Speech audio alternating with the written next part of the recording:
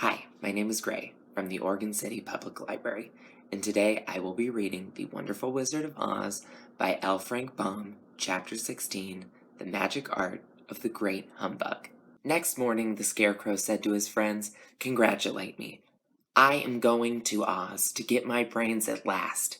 When I return, I shall be as other men are." "I have always liked you as you were," said Dorothy simply. "It is kind of you to like a scarecrow," he replied, "but surely you will think more of me when you hear the splendid thoughts my new brain is going to turn out." Then he said goodbye to them, all in a cheerful voice, and went to the throne room, where he rapped upon the door. "Come in," said Oz. The Scarecrow went in and found the little man sitting down by the window, engaged in deep thought. "I have come for my brains," remarked the Scarecrow, a little uneasily. "Oh, yes. Sit down in that chair, please," replied Oz. "You must excuse me for taking your head off, but I shall have to do it in order to put your brains in their proper place." "That's all right," said the Scarecrow. "You are quite welcome to take my head off, as long as it will be a better one when you put it on again." So the wizard unfastened his head and emptied out the straw. Then he entered the back room and took up a measure of bran, which he mixed with a great many pins and needles. Having shaken them together thoroughly, he filled the top of the Scarecrow's head with the mixture and stuffed the rest of the space with straw to hold it in place. When he had fastened the Scarecrow's head on his body again, he said to him, "Hereafter you will be a great man, for I have given you a lot of brand new brains." The Scarecrow was both pleased and proud at the fulfillment of his greatest wish, and having thanked Oz warmly, he went back to his friends. Dorothy looked at him curiously. His head was quite bulged out at the top with brains. "How do you feel?" she asked. "I feel wise indeed," he answered earnestly. "When I get used to my brains, I shall know everything." "Why are those needles and pins sticking out of your head?" asked the Tin Woodman. "That is proof that he is sharp," remarked the Lion. "Well, I must go to Oz and get my heart," said the Woodman. So he walked to the throne room and knocked at the door.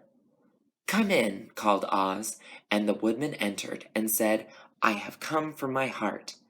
"Very well," answered the little man, "but I shall have to cut a hole in your breast, so I can put your heart in the right place. I hope it won't hurt you."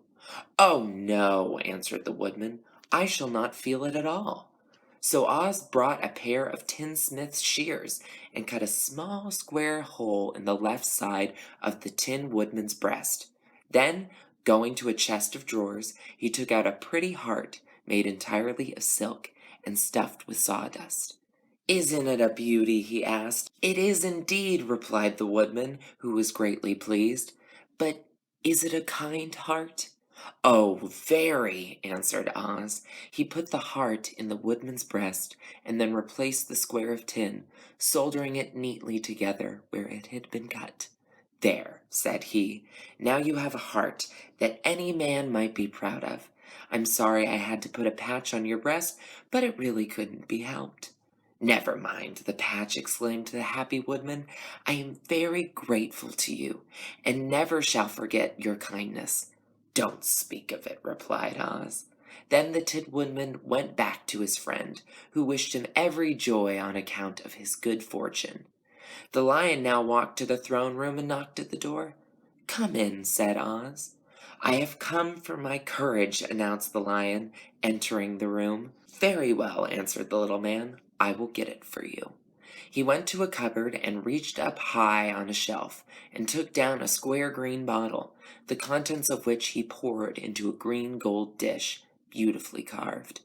Placing this before the Cowardly Lion, who sniffed it as if he did not like it, the Wizard said, "Drink." "What is it?" asked the Lion. "Well," answered Oz, "if it were inside of you, it would be courage. You know, of course, that courage is always inside one, so that this really cannot be called courage until you have swallowed it. Therefore, I advise you to drink as soon as possible." The Lion hesitated no longer, but drank till the dish was empty. "How do you feel now?" asked Oz.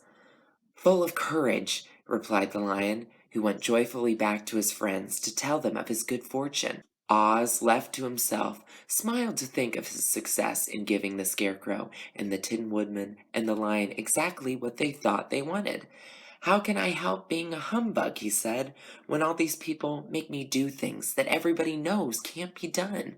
It was easy to make the Scarecrow and the Lion and the Woodman happy, because they imagined I could do anything.